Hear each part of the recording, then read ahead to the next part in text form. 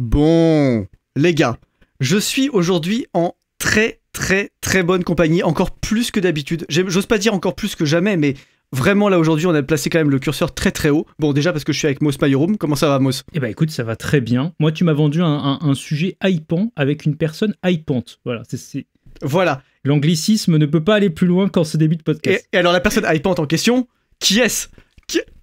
Qui est-ce? Alors, qui est la personne hypante de ce podcast? L'auteur d'un banger qui vient de sortir à la Giberne, Objectif 23. Donc, on reçoit son auteur pour en parler, pour parler de science-fiction. Son auteur, Aurélien Chrétien. Comment ça va, Aurélien? Écoute, ça va parfaitement bien. Est-ce que tu veux te présenter un petit peu, même succinctement, même si on va avoir l'occasion de parler de tout ce que tu produis, de ce que tu fais, et puis de dériver sur la science-fiction de manière générale. Est-ce que tu as envie de te présenter un peu succinctement pour nos auditeurs? Alors, très succinctement, donc, je suis Aurélien Chrétien, je suis auteur. Mon premier roman donc, a été publié à la Giberne, Objectif 23, qui est un roman d'anticipation. J'écris sérieusement, on va dire, depuis à peu près 7 ans. Voilà. Et... je suis né en 1986, si ça peut un peu permettre de me situer par rapport à nos jeunes auditeurs. Oh, le daron! Voilà, c'est ça. Oh, le daron! Voilà. Tu te rends compte que t'es littéralement 2 fois plus âgé que certains de nos auditeurs. Je sais. Ouais, bah écoute, c'est impressionnant. Et ce qui est intéressant aussi, on peut dire aux gens, c'est qu'il y a une interview complète de toi qui est disponible sur la chaîne secondaire du SAR, donc l'Empire des Lettres. Si jamais les gens veulent en apprendre plus, bah voilà, ils peuvent aussi s'y reporter. Et en plus, on l'a réalisé dans un très beau cadre, avec une belle photo. Donc voilà, c'est agréable à regarder et agréable à écouter. Je pense qu'on devrait être pas mal. Exactement. Ok, bah c'est top. Alors oui, du coup, on avait dit qu'on allait aujourd'hui parler de science-fiction, déjà parce qu'Objectif 23 est un roman de science-fiction, et que ça nous semble coller. Ensuite, parce que c'est un sujet qu'on aurait dû faire depuis un moment déjà. Puis ensuite, c'est un sujet qui hype Moss, et moi, vous savez, je fais tout pour hyper Moss semaine après semaine. Voilà, c'est vrai, il me régale. À chaque fois, très dévoué. C'est une régalade, en fait, de venir ici, donc voilà. Voilà, c'est pour ça qu'on continue, hein. C'est pour ça qu'on continue aussi, tu vois. Et c'est pour ça aussi que les gens sont de plus en plus nombreux à s'abonner au podcast, et on veut qu'ils soient encore plus nombreux. Donc voilà, vous écoutez, vous mettez des commentaires, vous likez, vous faites tourner aux copains, et ce sera formidable. Voilà. Juste avant qu'on se lance un petit peu plus avant dans ce grand sujet, est-ce que Moss, t'as envie de nous parler un peu de l'actualité de Carmin et des aventures de Sir Roger Scruton? Eh ben écoute, Sir Roger Scruton, enfin Roger Scruton, exactement. Ouais. Écoute, on a fait un démarrage de campagne Tipeee en trombe. Enfin, littéralement, on a fou zinzin, à la verticale. On a dû faire à peu près un quart de l'objectif en un week-end. C'était n'importe quoi. Okay. J'ai pas compris. C'est bien. Ça a beaucoup hypé de gens et pour être tout à fait honnête, même avec des gens avec qui j'en ai discuté par ailleurs, qui connaissaient pas la maison d'édition ou quoi, ont été vraiment très impressionnés qu'on arrive à avoir les droits sur son œuvre à Scruton. Ouais, c'est impressionnant, bravo. Parce que pour rebondir sur une vidéo qu'a sorti notre collègue Modin Malin, à qui on passe le bonjour, c'est un petit peu le Raymond Aron britannique en fait. En termes de level, ça se pose à peu près à ce niveau-là, quoi. C'est-à-dire que le gars a littéralement défoncé tout l'héritage 68 art qu'il a connu, en fait, parce que lui-même a connu les types sur les barricades en train de jeter des pavés, et ça lui a posé des questions. Il s'est dit, mais en fait, pourquoi les mecs ils sont en train de tout détruire? Qu'est-ce qu'ils devraient conserver, en fait, du monde existant? Et là, tu vois, il est parti dans une grande réflexion. Et donc voilà, tout ça pour dire que c'est lumineux, c'est des trucs qu'on voit peut-être pas en France, c'est un conservatisme dont on n'a pas trop l'habitude, qui est très spécifiquement britannique par certains aspects, notamment ce côté un peu très donner des lettres de noblesse à des choses qui ont toujours été, en fait. Le côté ça a toujours été, donc c'est intéressant, en fait. La phrase de conservateur absolu, hein, t'empêche, hein, c'est la phrase de plus gros conservateur du monde. Je fais des petits fils Twitter réguliers. Là, j'en ai fait un cet après-midi sur... alors, cet après-midi au moment du tournage, sur le beau chez Scruton. Ouais, j'ai vu passer. Qui est très bien. Voilà, un vrai sujet, c'est une de ses idées majeures, enfin c'est un sujet qui l'intéresse particulièrement, et ça recoupe un peu un des livres qu'on a sorti là, donc The Face of God, le visage de Dieu, et donc c'est un peu, il interroge ce lien entre le beau et le spirituel, et donc en l'occurrence, franchement, si vous n'avez pas vu passer cette campagne, si vous n'avez pas vu ne serait-ce que le documentaire de Scruton sur Why Beauty Matters, qu'il avait fait avec la BBC, qui est disponible gratos sur Vimeo, moi je l'ai trouvé, allez voir tout ça. Franchement, il y a des tas de choses très belles à voir, à comprendre. Et c'est vraiment de la philosophie très lumineuse, très joviale en fait. Ça fait plaisir, et donc dans une période un petit peu d'incertitude, etc., je pense que ça peut remonter le moral de pas mal de gens. Voilà, donc participez à la campagne Tipeee, mobilisez-vous, c'est grâce à vous qu'on peut faire venir en France des penseurs de ce calibre, et donc je compte sur vous. Et côté Giberne, qu'est-ce qui se passe? Parce que je crois qu'on a un invité de marque là. Il y a un truc. Ouais. Alors oui, il y a Objectif 23, et ça on va en parler. Il y a tout un catalogue formidable. Et moi j'ai un message spécial, juste je voudrais commencer, dire ça vite fait, et puis après on partira sur la science-fiction. C'est un sujet quand même important. Sujet qui s'adresse avant tout à nos auditeurs étrangers, hors de France, mais aussi aux Français. Vous savez qu'il y a des réformes postales qui sont en cours en ce moment. Je commence à en parler parce que ça approche à grands pas. On servait toutes nos commandes vers l'étranger avec un tarif spécial, et c'est valable aussi chez Carmin d'ailleurs, je crois, je parle sous ton contrôle, Moss, mais un tarif qui s'appelle livret brochure, qui va disparaître. Alors il disparaît au 1er juillet. De la Poste. Ouais, le Big Bang. Ouais, ils ont décidé de détruire la francophonie, les frérots. En gros, c'est simple, c'est que de base, ça fait tripler, voire quintupler les tarifs vers l'étranger. Et donc, en gros, nous, à la Giberne, à partir du 1er mai, donc ça jusqu'au 30 avril, on prend les commandes avec l'ancien tarif, et à partir du 1er mai, on appliquera un nouveau tarif qui sera en fait plus un tarif uniforme pour le monde entier. Donc il y aura des gagnants, par exemple les Belges ou les Luxembourgeois, vous allez plutôt bien vous en tirer. Si vous êtes Suisse, si vous êtes Canadien, si vous êtes Anglais, si vous êtes aux États-Unis, dépêchez-vous, mais dépêchez-vous de prendre un bouquin. C'est maintenant ou jamais. Ça sert à rien de dire ça m'intéresse, mais je le prendrai dans 3 mois, dans 6 mois, je le prendrai pour Noël, je sais pas. C'est maintenant ou jamais. Enfin, pas ou jamais, mais ça va vous coûter vraiment plus cher après, nettement plus cher. Et je pense que c'est vraiment le moment de sauter là-dessus. Et pareil pour les Français de France, ça va pas exploser les tarifs, mais ça va augmenter aussi légèrement parce que la Poste a juste triplé ses tarifs. Donc à un moment donné, Bibi se serre la ceinture autant que possible, mais à un moment donné, il faut quand même que le projet soit à l'équilibre et qu'il soit viable. Et pour ça, on n'a pas trop le choix. Je pense que t'as un peu les mêmes problèmes du côté de Carmin Amo, c'est que c'est le cas de tous les éditeurs en ce moment. Mais voilà, à un moment donné, nous, on a plus trop le choix. Donc voilà, vous avez la deadline, 30 avril, et n'attendez pas le 29 pour faire les malins. Voilà, allez-y maintenant. Si vous avez des bouquins à commander, c'est mieux de le faire avant cette date, même si encore une fois ce sera possible après, ce sera pas optimal. Voilà, je suis un peu relou avec ça, mais il fallait le dire, c'est parce que je veux que le message passe le plus possible. Eh ben super. Est-ce qu'on lance un générique? Eh ben générique, c'est parti.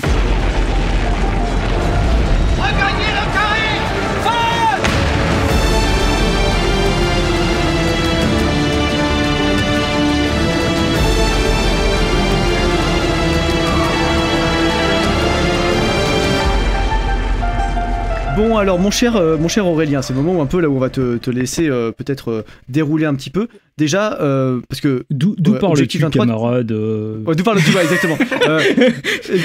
exactement parce qu'Objectif 23, tu l'as décrit tout à l'heure comme un roman d'anticipation. Est-ce que toi tu verrais pas ça comme un roman de science-fiction, ou est-ce que pour toi c'est deux catégories qui se recoupent? Comment tu vois les choses de ce point de vue-là? De ce point de vue-là, j'ai l'impression qu'en fait quand on parle de science-fiction, c'est tellement vaste que instinctivement je me dis que les gens vont penser, tu vois, Dune, des vaisseaux dans l'espace, etc., des technologies avancées.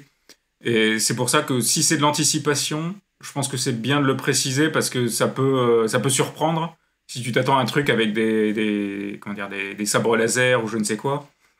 Donc autant que ce soit clair, parce que du coup c'est effectivement l'anticipation. Donc je ne sais pas s'il faut le rappeler pour nos auditeurs, mais en réalité on parle d'un futur relativement proche. Alors je ne sais pas s'il y a des limites concrètes quand on définit le genre, mais ça peut être 20, 30, 40 ans, une génération, et juste on se projette pour, en pratique, parler de la société actuelle, en fait. Oui, c'est qu'en fait c'est de la science-fiction, mais avec une focale brève, et courte échelle et brève échéance, en fait, finalement. Exactement, ouais. Ouais, et en fait c'est vrai que par exemple tu vois Dune se passe en l'an 10 000. Ouais. Bon, déjà c'est pas 10 000 après Jésus-Christ, mais voilà, on peut pas dire que Dune soit de l'anticipation, ou alors vraiment c'est que tu veux tordre l'expression jusque dans ces derniers recoins. Voilà, c'est ça, tu vois, t'as l'anticipation qui va commencer dans un futur dans 20 ans, et t'as Warhammer 40 000 qui se passe dans 40 000 ans, tu vois, c'est... Ouais, c'est exactement. Et d'ailleurs, c'est intéressant parce que t'as une science-fiction aussi qui est une science-fiction bloquée dans le passé. Tu vois, c'est ce qu'on pourrait dire, on en parlait un peu en off avant d'enregistrer, mais typiquement Ayn Rand et l'esthétique dieselpunk, c'est-à-dire en gros cette espèce de futur tel qu'on se le représentait dans les années 40-50, c'est une science-fiction qui est ancrée dans un passé pour nous, et ça rejoint une esthétique qu'on pourrait parfois retrouver dans le steampunk aussi ou dans ce genre de choses. Et la question c'est est-ce que c'est encore de la SF ou est-ce que c'est une dystopie? Enfin tu vois, il y a des critiques comme ça, tu vois. Bah c'est ça, c'est un peu les limites du genre, où tu vois, ça me fait penser un peu vite fait à Jules Verne, où tu pourrais presque dire que est-ce que c'est de la science-fiction réellement de nos jours, tu vois. Mais ouais, tout à fait. Tout à fait, ouais, effectivement. Et toi, est-ce que tu dirais que tu es un gros consommateur de science-fiction ou est-ce que tu n'es pas du tout versé là-dedans de base, ou est-ce que tu es classique mais pas trop? Alors en termes de littérature, je pense que j'en ai lu pas mal quand j'étais adolescent. Bon, du coup, comme j'ai cité ma date de naissance avant, tout le monde sait maintenant que ça remonte. Mais c'est vrai qu'à l'âge adulte, un peu moins. Et par contre, si je lis beaucoup moins de science-fiction, on va dire que je me rattrape côté cinéma et série, en fait. Cinéma-série, je suis plutôt preneur. Mais c'est vrai qu'en littérature, j'ai d'autres goûts, tout simplement. Même si, évidemment, je connais les classiques, ou ceux que je ne connais pas, je vais avoir tendance à les lire. Mais c'est pas un genre que je vais poncer de A à Z comme certains. Ouais, bien sûr. En fait, du coup, on va pas faire l'affront de parler de 1984, de parler du meilleur des mondes, de parler de les toutes ces choses-là. D'ailleurs, voilà, des classiques. Mais peut-être que tu as envie de nous parler un petit peu, justement, peut-être de 2-3 films ou de 2-3 trucs qui t'ont marqué de ce point de vue-là en matière de SF. Je sais que tu as une bonne connaissance cinématographique en général. Est-ce que tu as des pépites que tu as envie de partager un peu aux auditeurs? Ouais, bah alors, si on part de ce côté-là, en fait, je pense que et ceux qui sont vraiment en rapport avec le livre et surtout mes thèmes en fait de prédilection, c'est vrai qu'en préparant ce podcast, c'est vrai que je l'ai mis sur le papier, je me suis dit, ah oui, en fait, c'est vraiment des choses qui ont tendance à m'intéresser. Et en fait, c'est la version, on va dire, science-fictionnelle de la caverne de Platon. Et tu vois, c'est tous ces niveaux de réalité où il y a des individus qui ne savent pas qu'il y a un niveau de réalité au-dessus. Donc là, bon, le plus évident... Matrix, quoi. Le plus évident, en fait, c'est Matrix. Mais en réalité, il y a une trilogie de films qui sont sortis à peu près à la même époque. C'est dans la fin des années 90, donc 98-99. Donc là, c'est vraiment quand moi, j'ai grandi. Et donc c'est Matrix. Et avant lui, juste l'année d'avant, il y a eu Dark City, qui en fait... alors ça, j'en parlerai peut-être un peu plus après, parce que c'est Matrix. Ouais, raconte un peu, résume un peu le truc pour les gens, parce que souvent, ils connaissent pas. Voilà, du coup, je vais citer le troisième, qui est Existence de Cronenberg. Donc voilà, ils sont sortis vraiment tous en une année et demie, et c'est des films que j'ai vus quand ils sont sortis, en fait. Alors au cinéma, j'ai vu que Matrix quand il est sorti, mais les autres, je les ai vus aussi sur Canal+ à l'époque. Et donc en fait, si tu veux, Dark City, ce qui est intéressant, c'est que c'est un film qui est sorti donc à peu près un an avant Matrix, qui a été tourné dans les mêmes décors. Donc on voit visuellement en fait qui se ressemblent. Et en plus, c'est des thématiques vraiment qui se ressemblent. Alors, Dark City, c'est un peu compliqué à résumer, mais en fait, c'est l'histoire d'un mec qui se réveille... alors, c'est un film noir, hein, c'est un film un peu de détective noir, mais c'est de la science-fiction en réalité. Et en fait, c'est un mec qui se réveille, qui a perdu la mémoire, et il ne sait pas ce qui se passe, et il se fait courser par des flics et des types bizarres. Donc, des types bizarres, il faut imaginer...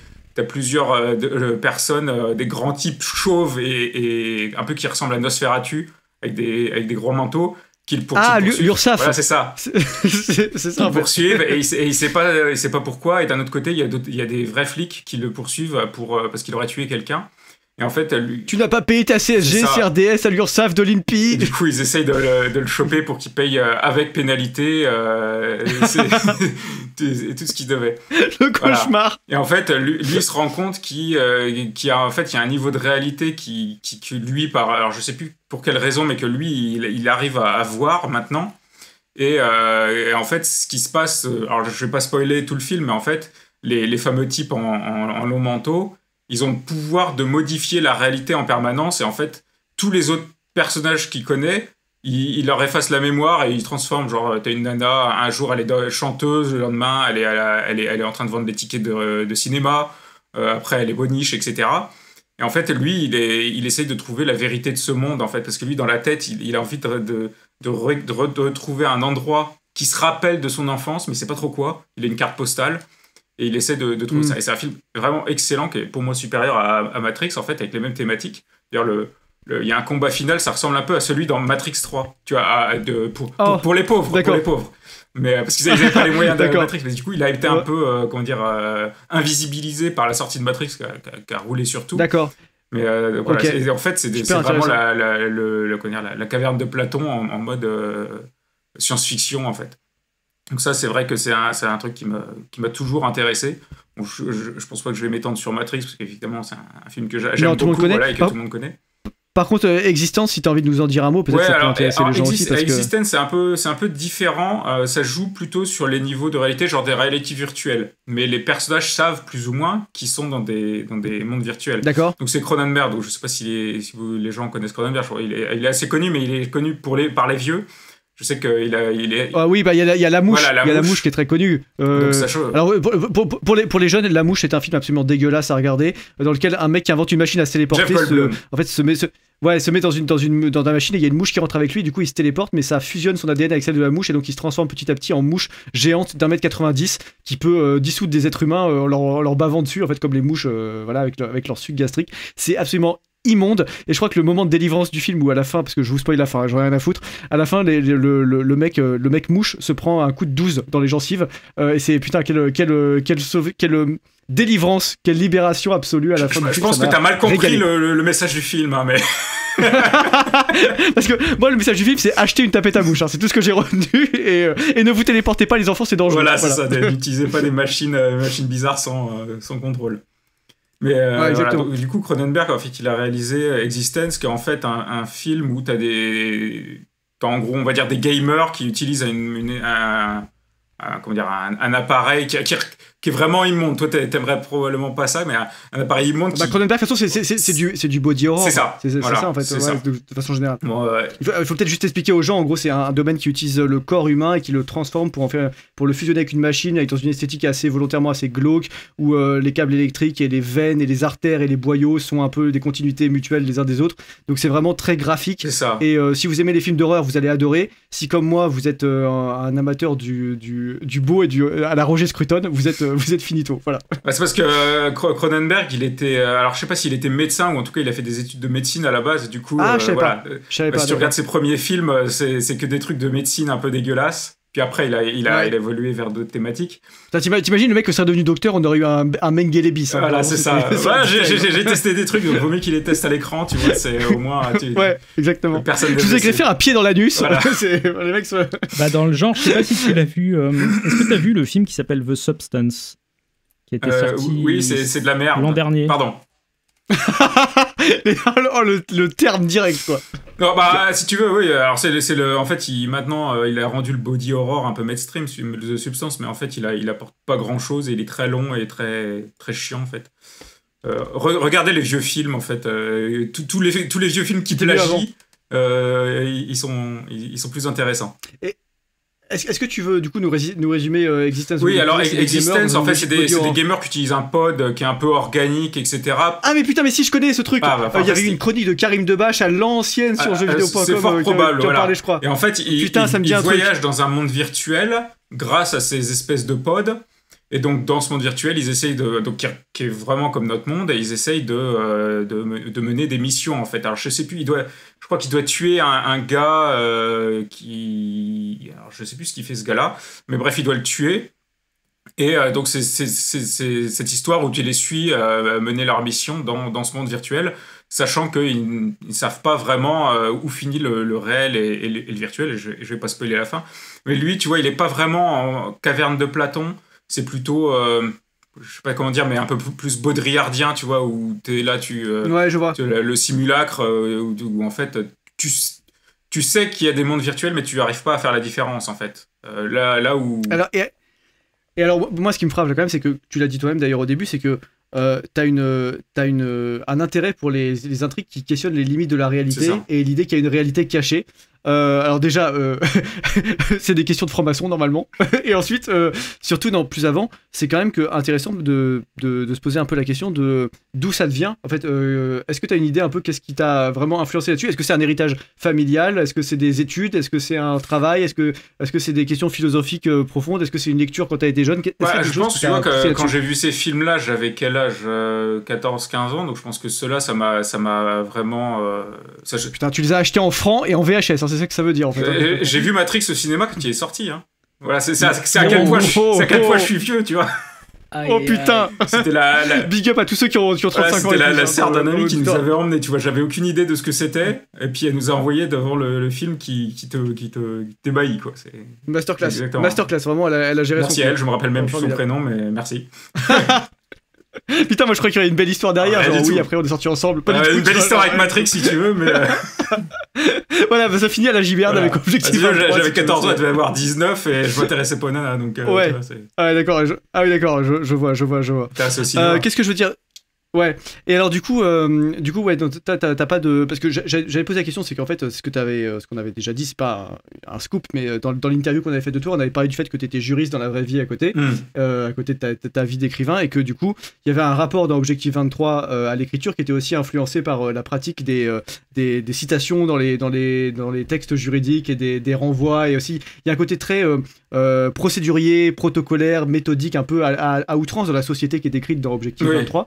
Et est-ce que d'une certaine manière tu dirais aussi que ça se nourrit un peu ce côté juridique, procédurier, ce côté aussi réalité cachée, choses auxquelles on n'a pas accès, il y a une différence entre ce qu'on vous dit et la réalité des choses, est-ce que c'est des thématiques qui résonnent un peu comme ça en toi ou pas du tout? Je suis en train de te faire une psychanalyse. C'est ça, c'est parce qu'en fait en y pensant maintenant que tu le dis, oui effectivement, parce que tu vois c'est vrai que t'as toujours, tu vois, la loi telle qu'elle est écrite. Et en fait, derrière, la loi telle qu'elle est appliquée, et puis les petits trucs de couloir, les pratiques que personne connaît, tu vois.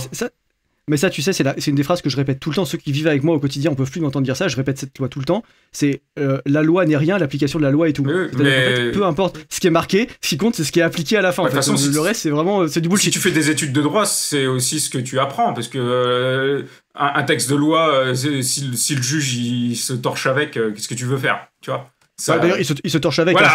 C'est ce qu'on voit aujourd'hui. Et ça fait un moment, mais tu sais, c'est la fameuse. Ça c'est tabou, hein. Connue, faut pas le dire. Hein. Je sais pas s'il y a des étudiants en droit qui nous écoutent. Si vous voyez une décision de justice que vous devez analyser et que vous dites ah mais en fait là le juge il est en train de faire n'importe quoi parce qu'il veut un résultat A, enfin un résultat B, et donc il est en train de tordre la loi pour obtenir son résultat. Ça, si vous faites ça, moi je l'ai déjà fait, tu te prends un carton. Donc, ou alors faut tourner ça de manière maligne, mais ils aiment pas qu'on dise ça. Hein. Ouais, mais oui, il faut pas jouer avec ça, mais tu sais, moi ça fait penser à cette anecdote, je crois que c'est un des tout derniers conseils des ministres de Mitterrand, à la fin de son deuxième quinquennat, donc le mec il est ravagé par son cancer, il va clamser, tu vois, et il se redresse vers les ministres et il leur dit après moi, méfiez-vous des juges, ils ont détruit la monarchie, ils détruiront la République.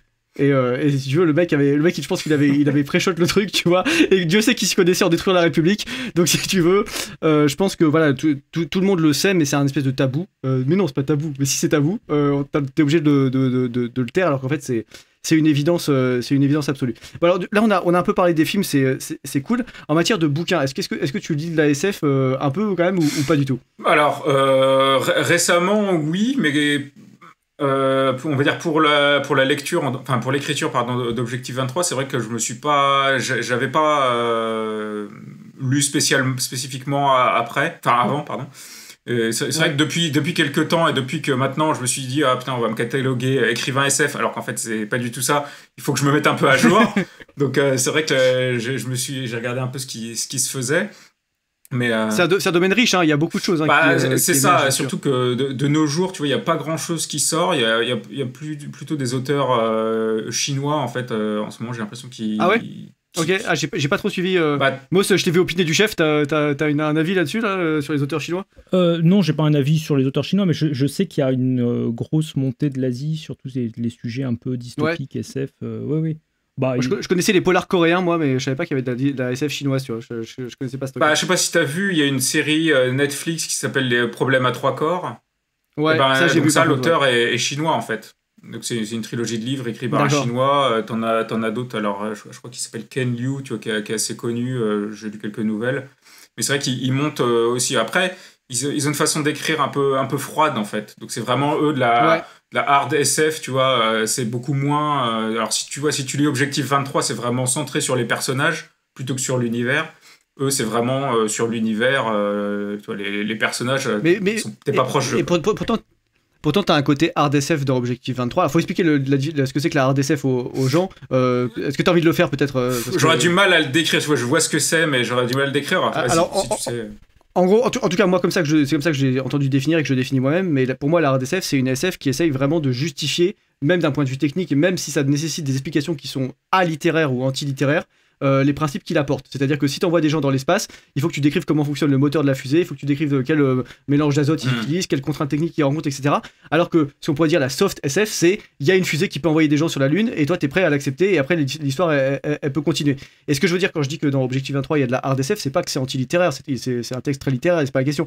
Mais simplement, on te montre quand même bien comment fonctionne cette société d'un point de vue à la fois sociologique, psychologique et aussi d'un point de vue technique avec les outils qu'ils utilisent, par exemple les smartphones toute dernière génération, les assistances visuelles, etc. Et aussi on décrit parfois en quoi sont faites leurs tenues, en quoi sont faites leurs voitures. Il y a un côté très consumériste, donc les marques peuvent être citées, les noms des boissons peuvent être cités, les lieux peuvent être cités, les producteurs de musique peuvent être cités, etc. Donc est-ce que toi c'est quelque chose qui t'a un peu influencé? Je pense parce que tu sais la grande œuvre de hard SF c'est en Occident en tout cas c'est Seul sur Mars qui a vraiment cette réputation là. Est-ce que toi c'est des trucs que t'avais lus qui t'ont influencé ou pas du tout? Pas du tout. Alors pas du tout. Seul sur Mars, donc j'ai vu le film comment il s'appelle, le mec qui a fait Alien, Ridley Scott. Oui, j'allais dire le mec qui a fait Napoléon. Napoléon, voilà. Donc le film est assez moyen, mais il m'a pas vraiment influencé. Parce qu'en fait, si tu veux, les parties dont tu parles dans Objectif 23, moi j'ai mis ces parties-là, c'était justement un peu plus pour le côté régulatoire, tu vois, avec des règlements où tu expliques, etc. C'est presque parfois comique, en procédurier, fait. Voilà, ouais. très oui, c'est ça. procédurier à la très souvent, ouais.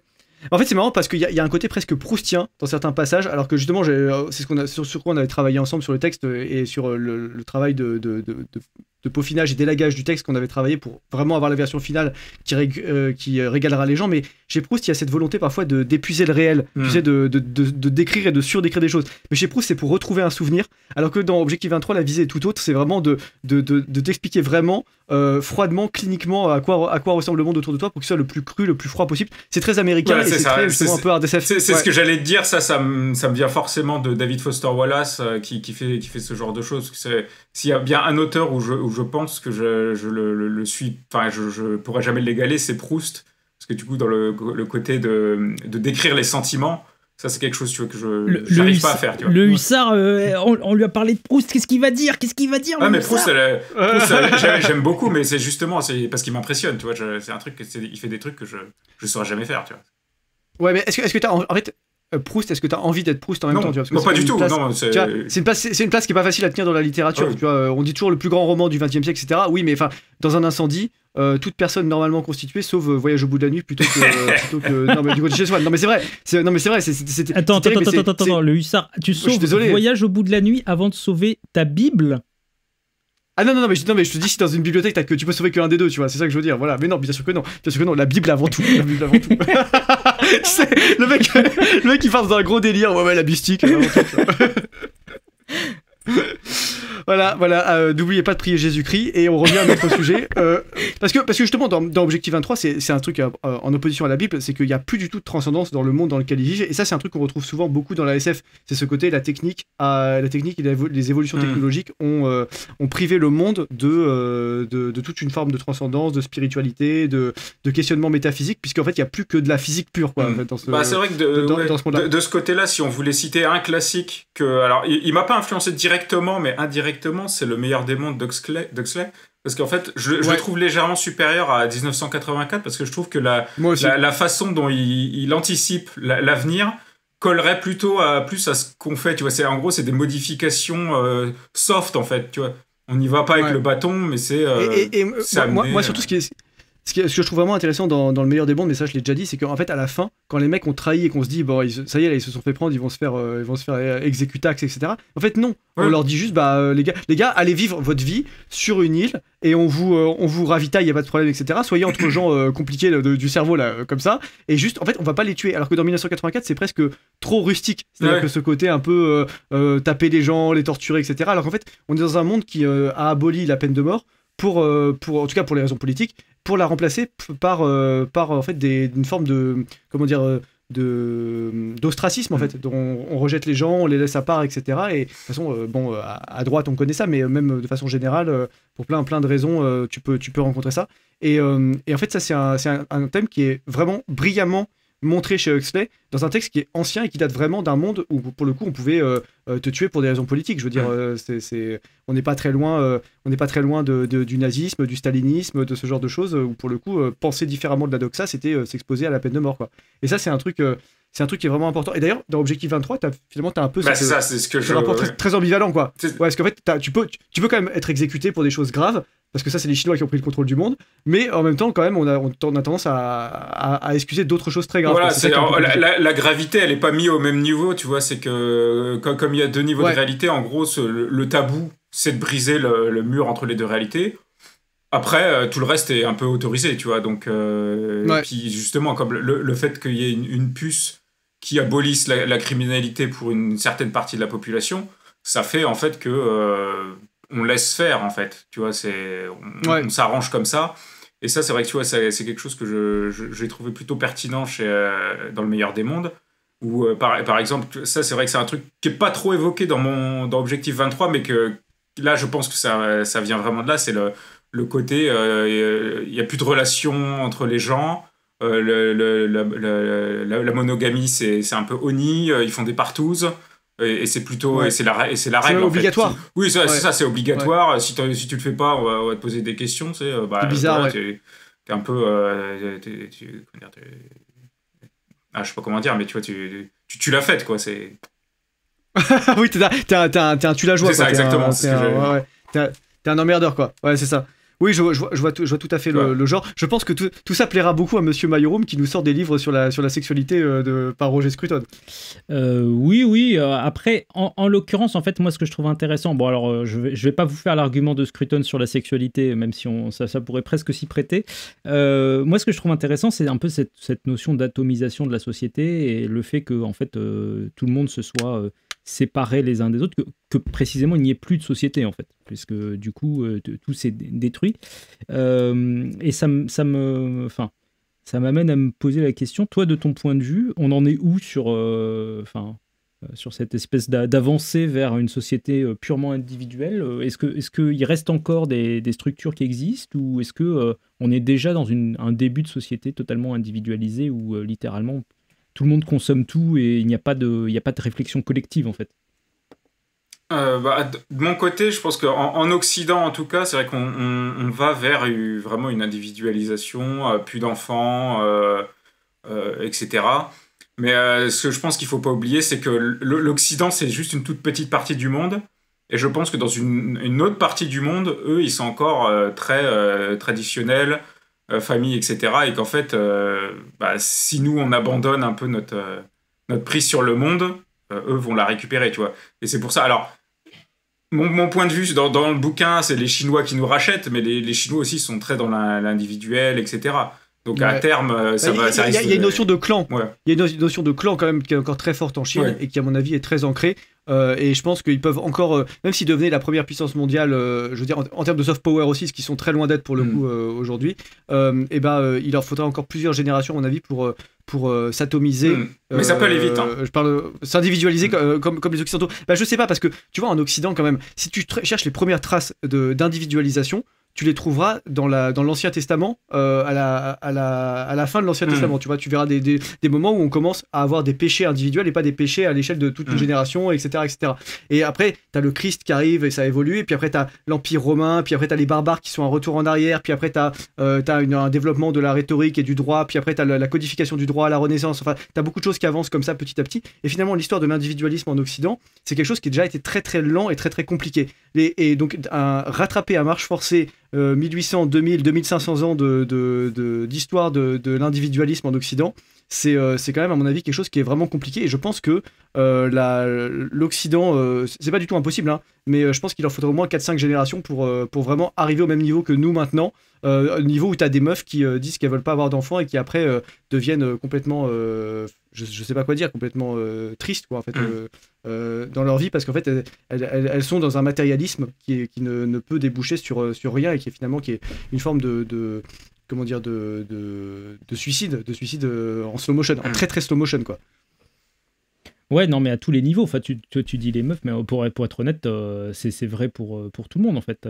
Tu vois aussi des types qui sont complètement Ah oui, bien sûr, paumés, c'est pas qui sont genré. dans une logique, Ouais. ils comprennent même pas ce qu'ils veulent, ils savent même plus ce qu'ils veulent dans la vie. Enfin, moi, j'ai même, tu vois, dans le monde entre guillemets professionnel, moi, je discute parfois avec des gens qui t'expliquent que leur plus grand rêve, en gros, c'est de passer le reste de leur vie à jouer à la PlayStation tous les soirs et que finalement, ils veulent pas avoir de gamins parce qu'ils trouvent ça vraiment un peu bizarre et puis ils comprennent pas et puis en plus ça crie donc c'est gênant machin et ils comprennent. Il y a plein de trucs ils ont l'air de pas comprendre en fait et donc il y a plus du tout une logique ni une réflexion à l'échelle familiale ni une réflexion de quelque part continuité voire transmission d'une génération à une autre.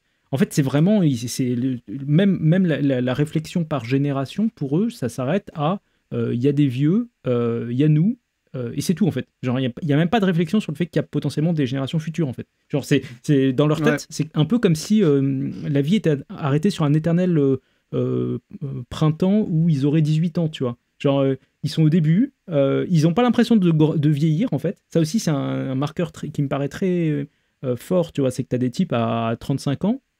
Ils se fringuent et ils font comme ils étaient encore au lycée, tu vois. Et t'as envie de dire, bah non, en fait, à un moment, assume que tu es en train de vieillir. Alors, ça a des avantages, tu gagnes peut-être en maturité, en expérience, en plein de choses, mais c'est aussi, ça s'accompagne avec des responsabilités, en fait, normalement. Tu vois, tu te dis, tiens, mais j'ai des devoirs envers soit les générations futures, soit machin. Et je pense alors, je sais pas, moi, j'aurais tendance à dire que c'est peut-être aussi l'exemple des boomers qui sont... une génération qui a eu très peu de responsabilités envers la génération suivante, en gros qui a considéré que c'était pas la peine de préparer les générations suivantes à quoi que ce soit, parce que c'était plus important de profiter de l'instant présent. Et j'ai l'impression que en fait en miroir de ça ou en cascade de ça, il y a une génération actuelle où tu as des tas de jeunes, hommes comme femmes, hein, pour moi il n'y a pas de différence là-dessus, qui sont vraiment paumés en termes de ils comprennent pas leur rôle, ils n'ont pas de perspective plus large et sont...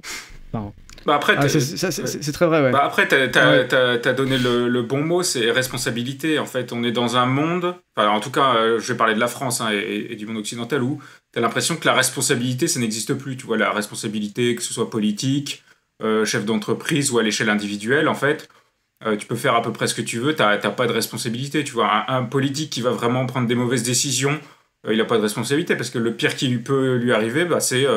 il n'est pas réélu, tu vois, mais il va se retrouver un poste ailleurs ou à l'étranger et ainsi de suite, tu vois.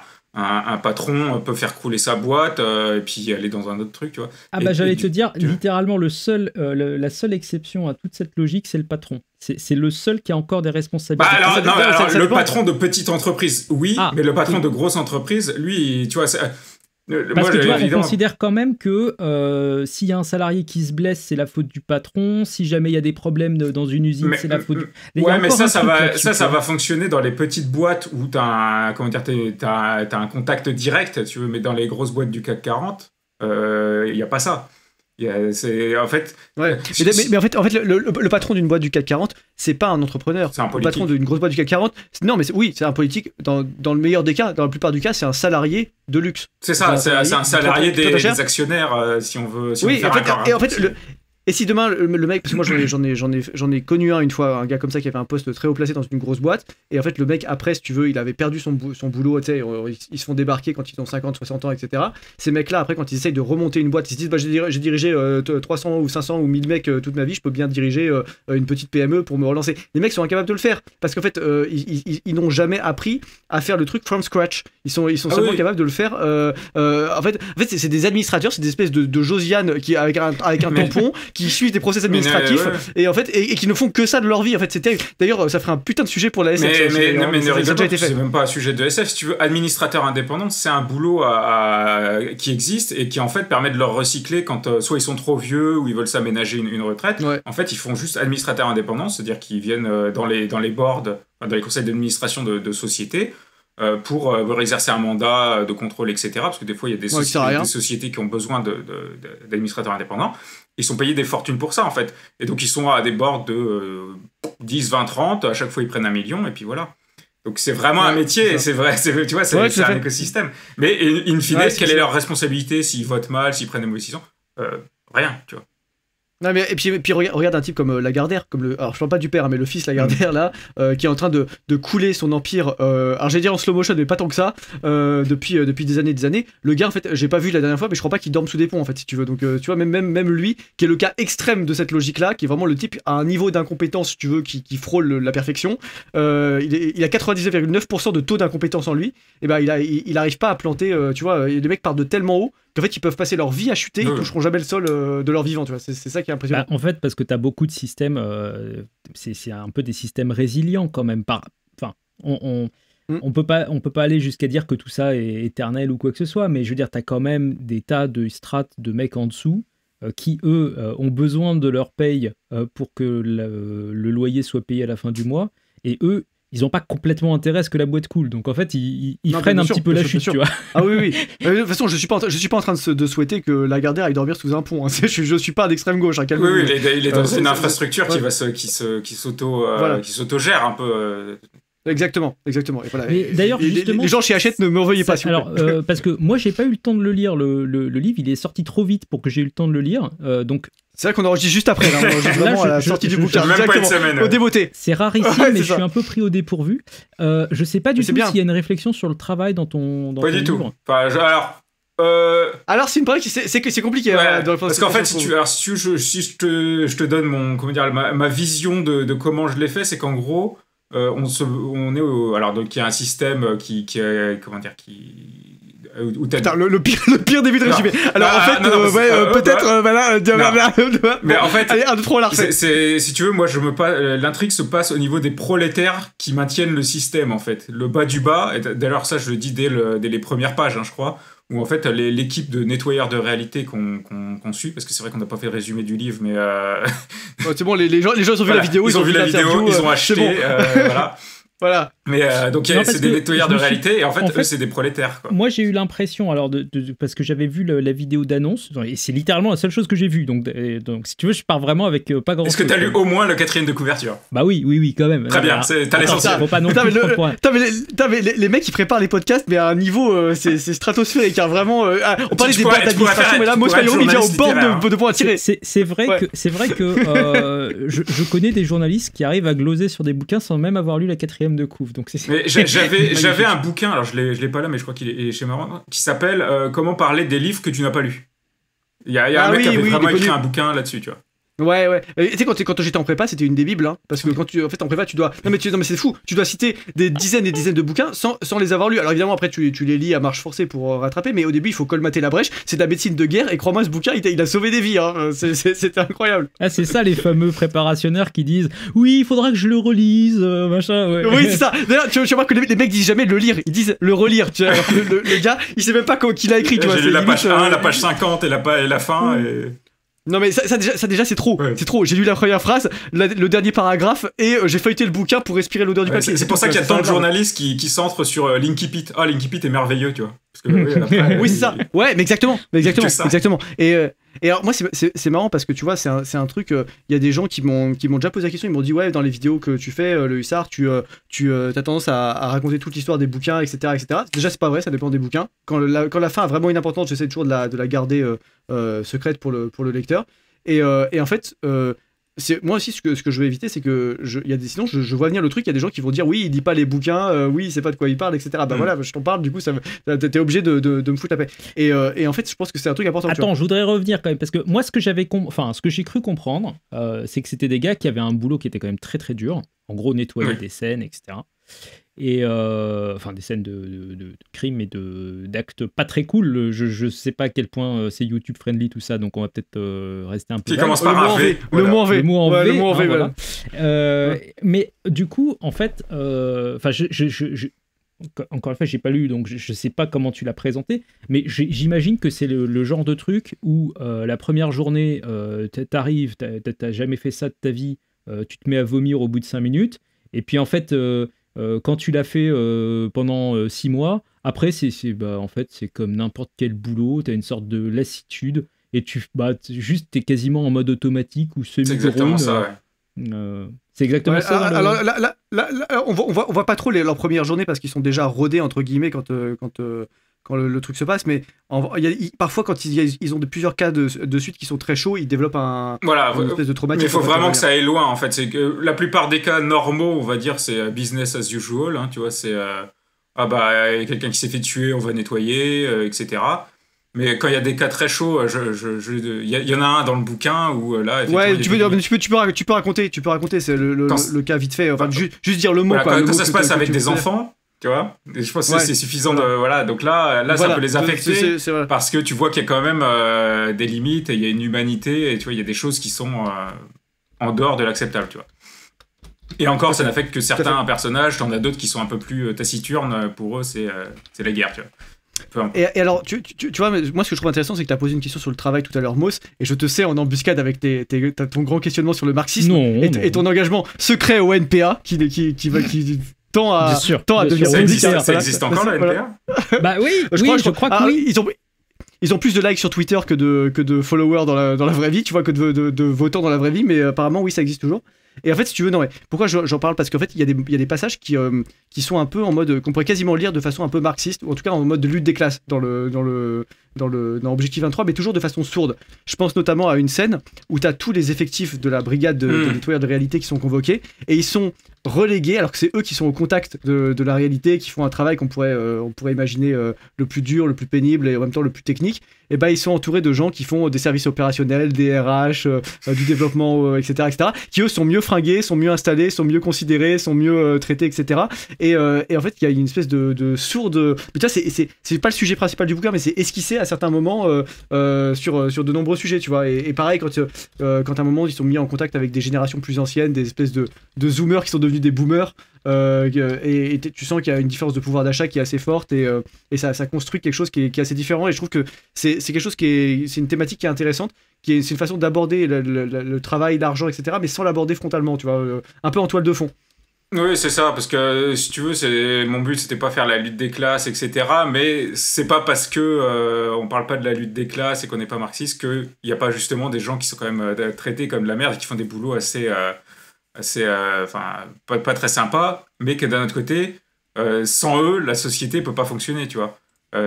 Ouais, tout à fait. C'est les éboueurs, clairement, tu vois, dans le boulot, dans Objectif 23, c'est presque les éboueurs de la réalité, tu vois, je les appelle nettoyeurs de réalité. Ouais, en fait c'est des flics, mais c'est des flics déconsidérés à un niveau où la police municipale passe pour le... c'est ça, c'est en fait comme il n'y a plus vraiment de crime, tu vois, c'est ce qui se rapproche le plus, c'est ce qui est le plus en contact avec ça, tu vois, mais du coup, ce qui reste, c'est nettoyer après, quoi. Comme tu peux plus arrêter les gens. Pour moi, la SF, en général, c'est souvent des manières de se poser des questions un peu dérangeantes, qu'on n'ose pas forcément... qu'on n'ose pas aborder frontalement dans notre société avec notre contexte, etc. Et de les aborder par un autre moyen, de la même manière que les fables peuvent être un moyen d'aborder ça, etc. Et en fait, je me demandais, tu vois, là, typiquement, donc, encore une fois, j'ai lu la 4e de coups, mais je n'ai pas la compréhension complète, etc. Si tu devais résumer à une question, c'est quoi la question dérangeante que tu as envie de poser, en fait? Alors,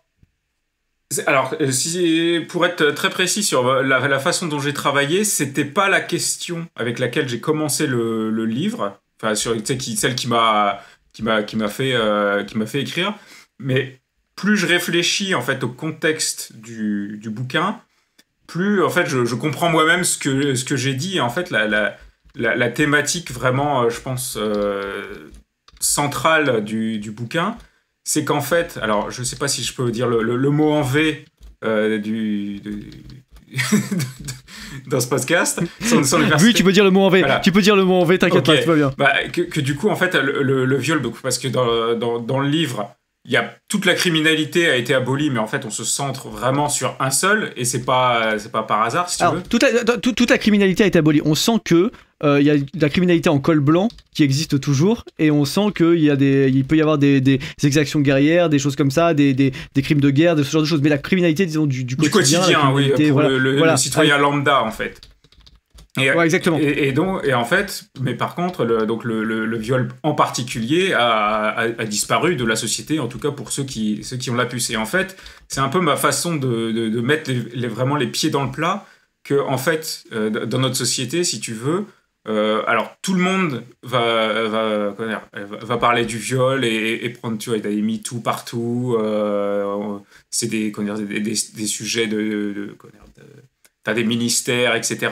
Mais qu'en fait, ça reste un tabou, mais qui a cette particularité d'être caché en pleine lumière, tu vois. C'est que on s'agite dans tous les coins pour dire qu'on fait des choses, etc. Il y a du MeToo, il y a des procès, tu vois, il y a le procès de Depardieu, etc.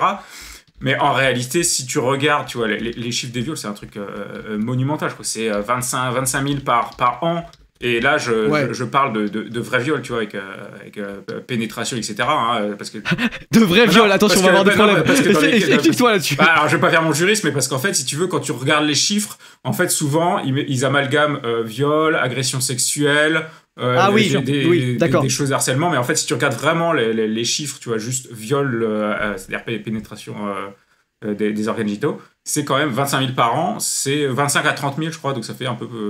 c'est énorme, c'est un sujet alors que je connais vachement bien parce que c'est un peu un serpent de mer. Attention, justifie-toi aussi, attention, là vous êtes glissant, messieurs. Non, mais en fait, si tu veux, c'est en fait, la définition du mot en V n'est pas du tout sèche, contrairement à ce que beaucoup de gens pensent.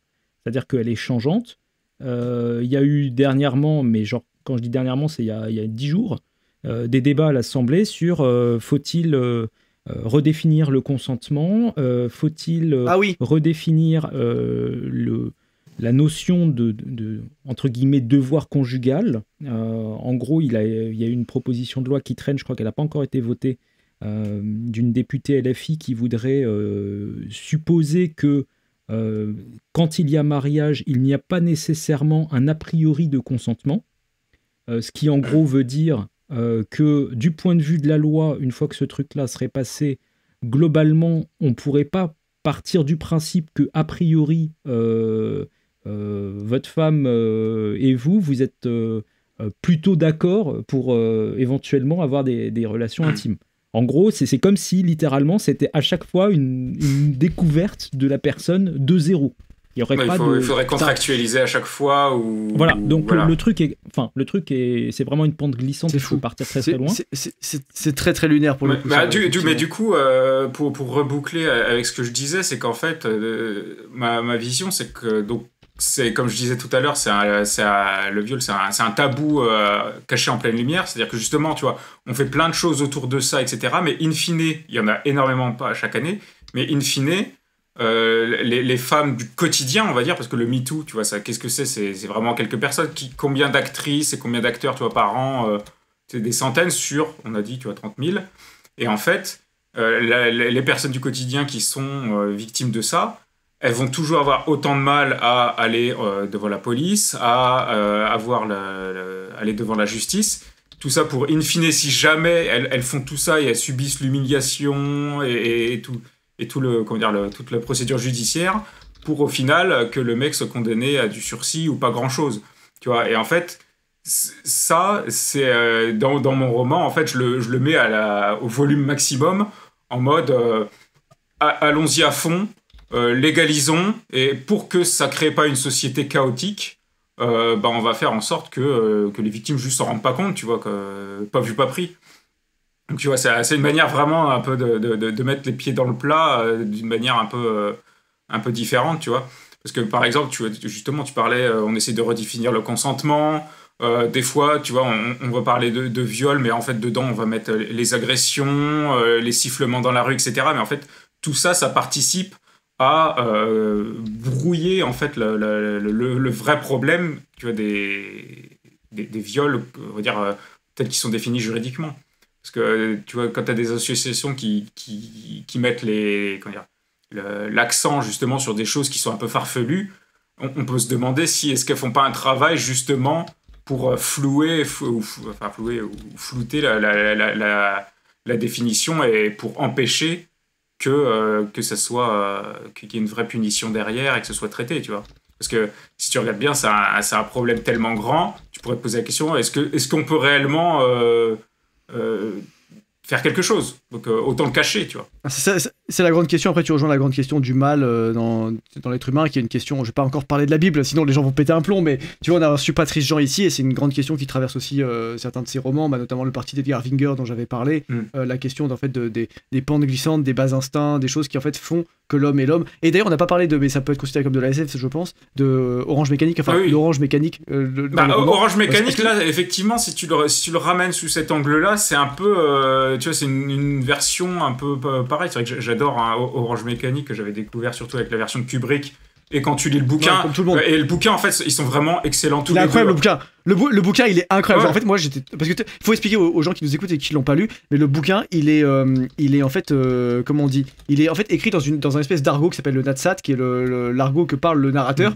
Et en fait, au début, j'étais ultra dubitatif. Parce que je me suis dit, ça va être incompréhensible. Il y a des pages entières où des fois, peut-être au début, t'es là, putain, je comprends pas ce qui se passe, tu vois, dans l'histoire, tellement ça part en sucette. Et ça devient archi addictif au fur et à mesure. Et c'est super drôle. Et des fois, tu devines ce qui se passe. Le langage met une espèce de distance et de flou. C'est incroyable. Vraiment, littéralement, c'est une expérience. Le Natsat, j'avais voulu essayer pendant un moment de faire un truc pareil avec le chinois, mais ça colle moins parce que le Natsat, comme on est un peu. Tu vois, on connaît des mots de russe indirectement, où ça il y a une sonorité qui ressemble, du coup ça fonctionne incroyablement bien, c'est fantastique. Et dans le film de Kubrick, ça passe crème, tu vois. Alors, t'as des phrases, tu comprends pas les mots, mais tu comprends ce qu'il veut dire, tu vois. Et d'ailleurs, c'est intéressant parce que dans le film de Kubrick, moi c'est intéressant parce que je pense comme toi, j'ai lu le livre et j'ai vu le film. Enfin, plutôt j'ai vu le film, ensuite j'ai lu le livre bien plus tard. Et en fait, c'est intéressant parce que dans le film, il est beaucoup plus centré, je trouve. Il y a une obsession sur le cul, par exemple, qui est beaucoup plus présente dans le film que dans le livre. Typiquement, c'est le crime qui fait que Alex se retrouve en prison. Il est chez une meuf qui a une collection de dildos chez elle, alors qu'en fait, dans le livre, c'est pas du tout ça. C'est une petite vieille qui vit avec ses chats. C'est visuel, je pense. Ouais, et par contre, tu vois, un autre truc, c'est que dans le bouquin, tu sais, les deux filles, quand il va chez le disquaire et qui ramène deux filles chez lui après, au début, et ben en fait, dans le bouquin, les meufs, c'est deux gamines qui doivent avoir 10-11 ans, tu vois. Donc en fait, c'est littéralement de la putain de pédophilie, en fait. Enfin, le mec, il a 15 ans, donc il est plus jeune que dans le truc, mais quand même, il y a une espèce de différence un peu bizarre, malsaine. Alors que dans le film, ils sont pas allés jusque-là. Ils ont pris deux meufs qui ont l'air d'être jeunes, mais qui sont adultes, qui doivent avoir 18-20 ans, quoi, tu vois. Oui, ça fait longtemps que je l'ai pas vu, mais ils ont vieilli tout le monde. Ça, c'est. Moi, ça m'a frappé, ça m'a frappé, je me suis dit que, tu vois, en fait, on parlait des tabous, mais il y a, même si tu mets la sexualité en avant en disant, mais non, c'est pas tabou, bah, en fait, si, il y a quand même un tabou dans le tabou, c'est le mot en P qu'on a pas le droit de dire. Alors que Kubrick qui a fait Lolita après, tu vois. Oui, c'est ça. Donc, en fait, tu vois, quelque part, c'est quand même très, très étrange. D'un côté, il aurait sans doute pas pu vendre le propos d'Orange Mécanique avec des acteurs plus jeunes, tu vois. Bah tu sais ils avaient quand même ils étaient allés fort parce que sur sur l'affiche il y avait marqué c'est l'histoire d'un jeune homme qui est passionné de viol, de Beethoven et d'ultra-violence. Tu sais qu'à mon époque, quand j'étais jeune dans les années 90, c'était oh putain, j'étais pas né. Non, mais à l'époque, c'était pas les jeux vidéo qui causaient la criminalité, c'était le cinéma. Et donc dans les films qui étaient réputés pour créer des futurs criminels, t'avais Orange Mécanique, t'avais quoi, Tueur Né aussi de... Je me rappelle plus son nom. Ouais. Peu importe. Ça me dit un truc. Oui, bah, Tueur Né de Natural Born Killer. La honte, parce qu'il est très connu. Ouais, il a fait JFK, il a fait... Bah écoute, qui a fait JFK, ouais, je sais pas. Peu importe, mais du coup, c'est vrai que, tu vois, ça faisait... Moi, si tu veux nous fact-checker... Je l'ai plus, putain, qui c'était qui avait fait JFK sinon, Natural Born Killer, mais... peu importe. Mais le fait est que, tu vois, ça faisait partie effectivement des films qui étaient réputés pour créer de la criminalité, alors qu'en réalité, c'est Oliver Stone, mais oui, bien sûr. Ah, mais oui, d'accord, ok. Voilà. Okay. Et en fait, alors que le propos d'Orange Mécanique, c'était justement dans une société où la criminalité est un peu partout, comment tu traites la délinquance, tu vois. Ouais, oui, c'est ça, en fait, parce que ça rejoint vraiment une thématique d'Objectif 23. Alors, Objectif 23, ils ont choisi d'effacer le crime plutôt que d'effacer la criminalité. C'est ça, ils en peuvent plus, tu vois. Alors que dans l'Orange Mécanique, ils ont choisi de... faire une thérapie. Ouais, voilà, le procédé Ludovico, voilà. Voilà, on dit qu'on va te créer, c'est un peu comme Pavlov, tu vois, on va te créer des stimuli qui vont, quand tu veux faire un crime, tu vas en être empêché. Alors qu'en fait, d'Objectif 23, en réalité, c'est l'inverse. C'est que les criminels sont incités et c'est les victimes qu'on va dire qu'elles se rendent compte de rien, tu vois. C'est Ouais. une version. Oui, d'ailleurs, c'est un truc qu'on voit à un moment donné, c'est qu'ils arrivent sur une scène et j'allais dire le criminel est encore là. Tu vois. Ouais, il est encore là. Et en fait, ils disent, mais qu'est-ce qu'on fait? Est-ce qu'on intervient? Et là, t'as un des membres de l'équipe qui dit, non, dans le code de procédure, il est bien précisé qu'on doit pas intervenir. Donc en fait, même si tu peux arrêter en flag le mec et le mettre en tôle, non, tu le fais pas. Parce que la puce a été créée justement pour assainir la réalité. Mais donc, lui, une fois que le mec s'est barré, tant qu'il va pas trop loin, tu vois, c'est. Ouais, c'est ça, exactement. Et ça rejoint aussi un truc qui est très important à comprendre à notre époque, c'est que un État peut beaucoup de choses. Et en fait, quand un État vous dit aujourd'hui, j'arrive pas à gérer un problème, c'est fondamentalement qu'il ne veut pas le gérer, ce problème. Il en a un à foutre. Ouais. Tu vois, c'est comme toute la délinquance qu'on voit aujourd'hui, etc. Dans les grandes villes, etc. Je vais pas titiller la droite, enfin brosser la droite dans le sens du poil, mais il y a une grande question de retour au pays. Si tu veux, si un État décide de l'organiser, il l'organiserait. T'as vu les Jeux Olympiques? Ils ont aucune envie de le faire. Voilà, les Jeux Olympiques, c'était incroyable. C'était tout d'un coup, ou le Covid. Ou le Covid. On te dit l'État peut rien faire et là d'un coup l'État peut financer les salaires de tout le monde pour qu'ils restent chez eux à glander. On rallonge ton chômage, on met des patrouilles dans les rues pour t'empêcher de sortir. Enfin, je veux dire, les mecs, en 2 secondes, ils sont passés de rien n'est possible à tout est possible. C'était quand même assez vertigineux quand on y pense. Ouais. Et même pas pour la bonne cause en plus. Même pas pour la bonne cause. Si, pour les Jeux Olympiques, c'était pour la bonne cause. C'était pour que la France rayonne. Ah, la France a vachement rayonné, ouais, t'inquiète, c'était... Non, attends, je veux pas faire l'avocat du diable.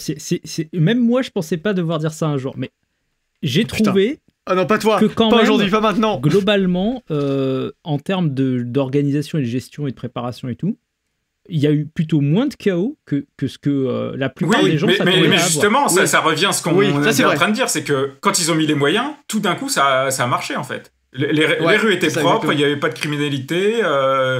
Les SDF avaient disparu, tu vois, tout d'un coup, ils étaient tous logés, ou tu sais pas ce qui s'est passé. Ils avaient rangé les SDF, tu vois, ils avaient dégonflé, ils les avaient rangés dans le garage. D'ailleurs, c'est exactement ce qu'avait fait Londres quand ils avaient les Jeux Olympiques, hein. C'était grand coup de balai, tout d'un coup, tu passes... Et Rio, mec, Rio, c'était le pire du pire. Ils avaient littéralement déplacé des favelas. C'est-à-dire qu'ils avaient pris les mecs, ils avaient dit, vous restez pauvres, mais 200 mètres plus loin, tu vois. Ils ont pris des camions gigantesques, ils ont pelleté le favela entier, et ils l'ont transvasé, tu vois.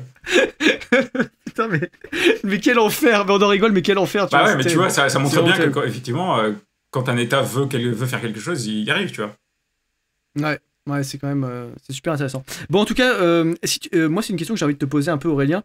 Est-ce que pour la suite des prochains textes que tu vas écrire, tu vas aussi nous faire de la SF, ou est-ce que tu vas essayer d'explorer d'autres genres? Parce que tu te définirais pas comme un auteur de SF spontanément. Pas du tout, mais en fait, depuis que j'ai écrit ce roman-là, j'ai écrit d'autres nouvelles, un peu plus de SF, mais bon, alors toujours pas de SF... hard SF, quoique, quand il y a des voyages dans le temps. Ouais. Mais en termes de romans, si on se centre vraiment sur les romans, par contre... les prochains, alors je vais pas teaser parce que je sais pas si je vais les finir, enfin il y en a qui sont pas mal finis, mais je sais pas s'ils vont être publiés ou quoi. Il y en a un, c'est pas vraiment de la SF, par contre il se rapproche peut-être un peu plus d'Orange Mécanique sans l'aspect dystopique, et d'autres peut-être un peu plus fantastiques, ou un peu, mais pas de science-fiction. Parce que jusqu'à présent, bon, j'avais déjà écrit des romans qui seront sans doute jamais publiés, mais c'était pas du tout de la SF, tu vois. D'accord. C'est vrai que en fait, commencer par la SF, c'est un peu se mettre une balle dans le pied. C'est un malentendu.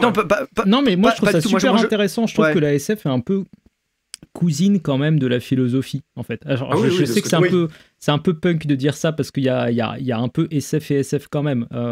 Il y a des trucs de SF qui sont principalement, voilà, on s'amuse, on met des lasers partout, voilà, c'est sympa. Et puis il y a des trucs de SF où, en fait, littéralement, pour moi, c'est de la pure philosophie qui est juste vaguement déguisée en forme de regardez ce monde alternatif, il se passe des choses rigolotes et tout. Et puis en fait, dès que tu grattes un peu, on n'a pas évoqué, je crois, enfin, sauf si j'ai dormi, mais je crois pas qu'on ait. On t'a vu dormir, hein. Le cas de Asimov. Oui, c'est vrai. Ouais, alors on a fait un podcast sur la SF, on n'a pas parlé d'Asimov, c'est génial, vraiment très très fort les mecs, quoi. Non mais enfin, parce que tu vois, typiquement, pour moi, Asimov, c'est vraiment une bonne partie de ces questions. Et encore, pour moi, j'ai tendance à sur mon échelle, il est plutôt du côté des gars qui ont envie parfois de faire mumuse avec des robots et des machins, mais quand même, à chaque fois, il y a une réflexion sur qu'est-ce qui fait que en fait, un humain se comporte bien ou pas. Il y a une question de morale qui est un peu planquée derrière, et il y a plein de... Enfin, tu tires le tiroir où tu as les 3 lois de la robotique, et dans le tiroir avec les 3 lois de la robotique, eh ben, il y a 17 autres tiroirs de philo qui sortent, et tu te poses plein de questions en fait. Et, oui, mais la science-fiction en général, c'est un bac à sable à essayer toutes les questions possibles et imaginables, puisque comme la technique, tu t'en fais un peu ce que tu veux. C'est vrai que tu vois, derrière, bon, c'est pas un auteur que je. Enfin, il est sympa, mais ça va pas être celui que je vais mettre au pinacle comme beaucoup mettent. Mais c'est Greg Egan qui écrit des nouvelles de SF un peu complexes. Et du coup, lui, tu vois, c'est. Si on te met une puce dans le cerveau qui commence à prendre tes souvenirs et à les assimiler, etc., à quel moment t'es encore toi et à quel moment t'es un toi artificiel, etc., tu vois. C'est que des questions comme ça. Et, ouais, tu vois. ça c'est des questions que moi j'aime bien. Moi, ça me fait marrer. Ce Voilà, genre et donc il écrit plein de nouvelles avec ce genre de thématique-là, et du coup, c'est intéressant, tu vois, c'est impactant. Alors, ce que je lui reproche, c'est de ne pas aller justement trop en profondeur dans ces choses-là, et du coup, c'est un peu superficiel, mais la science-fiction, c'est vrai que l'intérêt, c'est justement ça, tu vois, parce que quand tu disais, oui, des fois, c'est que des lasers et des machins, en gros, cette science-fiction-là, c'est des films d'aventure dans un contexte futuriste, tu vois.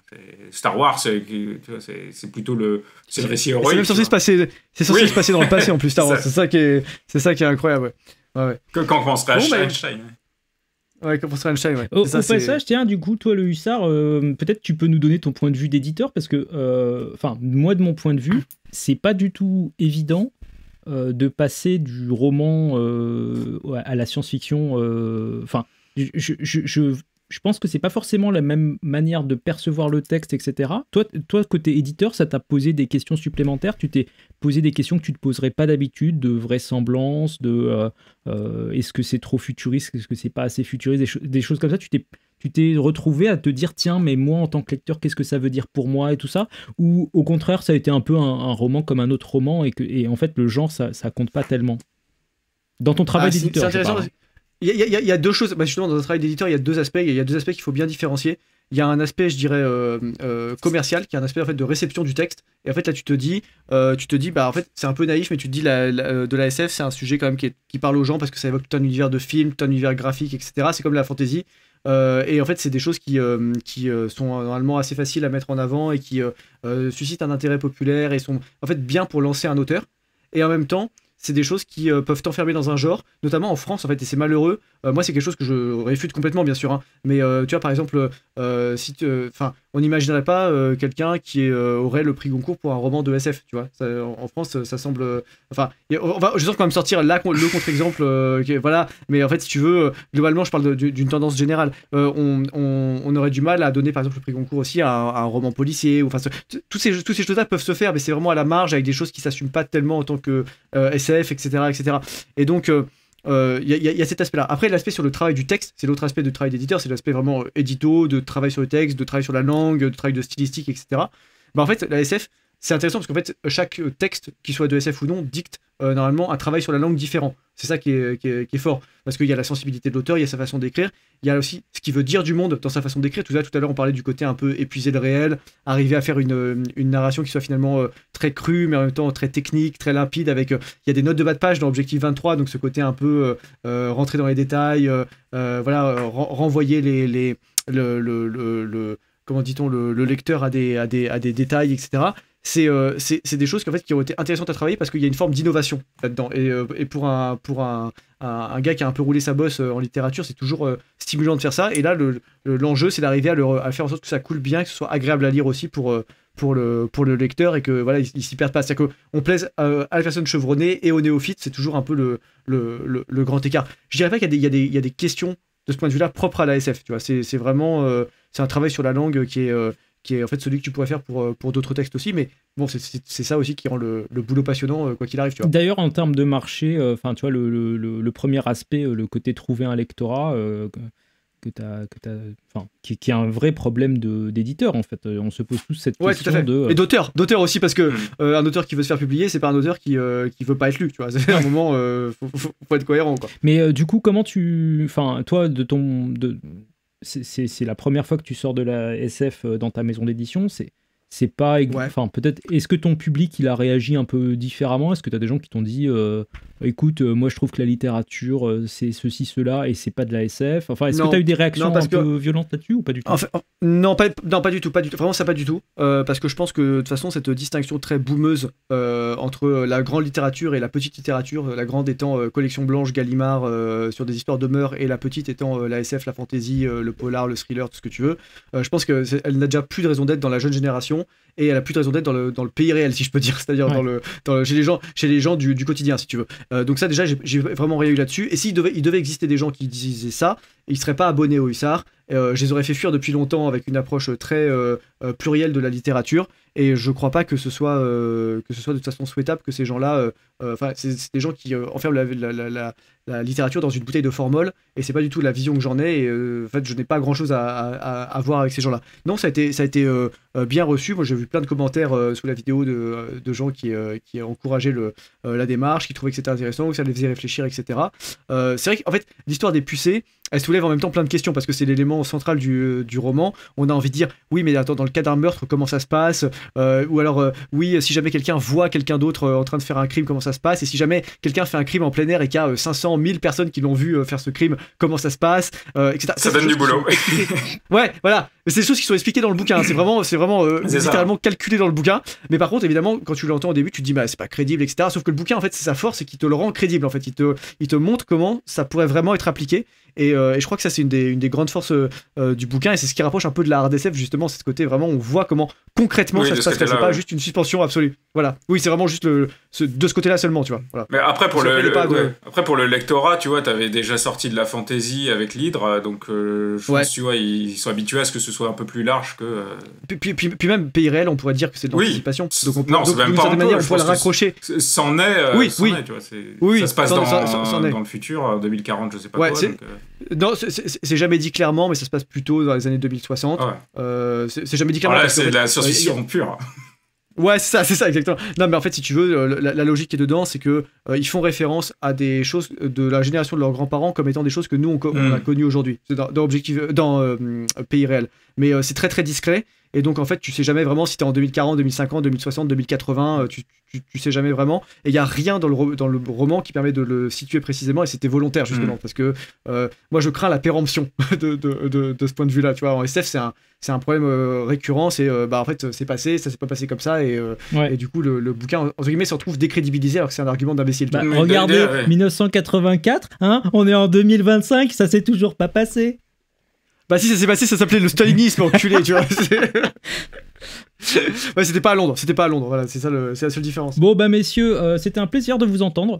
J'ai effectivement un peu moins parlé que d'habitude, mais c'était un plaisir de vous entendre échanger. Je pense... Est-ce que tu veux conclure, du coup? Je te laisse peut-être dérouler un peu, parler de la conclusion, voilà, nous dire ce que t'en as pensé, voilà, et voilà, ce sera très bien. Ce que j'en ai pensé, c'est que y a un vent de renouveau à la Giberne, et qu'il y a des nouvelles choses qui sortent, et je trouve ça très frais, et je pense qu'on a besoin de dystopies puissantes, parce que c'est un vrai terreau pour réfléchir à qu'est-ce qu'on n'aime pas dans notre société, qu'est-ce qu'on aimerait qu'il y ait à la place, et je trouve que...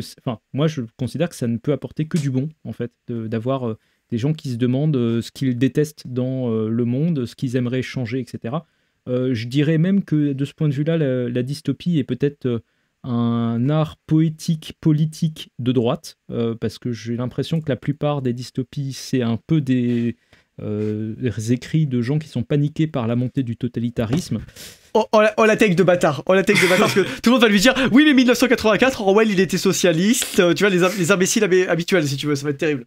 Enfin bon, voilà, je sors une take comme ça. Écoute, il y aura des gens qui vont commenter, ça te fera du référencement, tu me diras merci plus tard.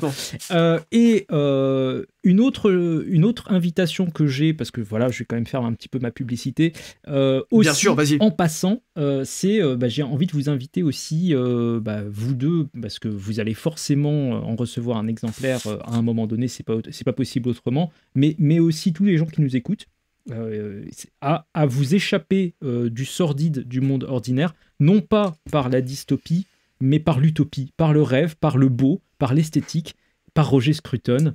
Et donc, je vous invite à précommander... Excuse-moi. Par Roger Scruton. Voilà. Tu vas me casser mes phrases, mais c'est pas possible. Donc, invite-les à commander. Et donc, je vous invite à commander sur la page Tipeee. Pour rappel, vous avez la version numérique si vraiment vous êtes pas trop, vous n'avez pas trop de sous et que vous voulez juste jeter un œil et vous faire un avis. Vous avez la version papier classique. Et on a fait un tirage limité pour, voilà, en fait, les gens qui veulent pousser le délire de l'esthétique jusqu'au bout. Donc, on va faire des couvertures rigides, on va mettre du tissu, on va mettre des dorures par-dessus. Enfin, voilà, on se défonce pour vous faire la version la plus maximaliste de l'expérience possible.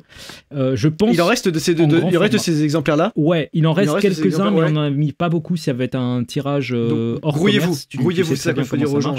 T'as un maximum possible légalement parlant.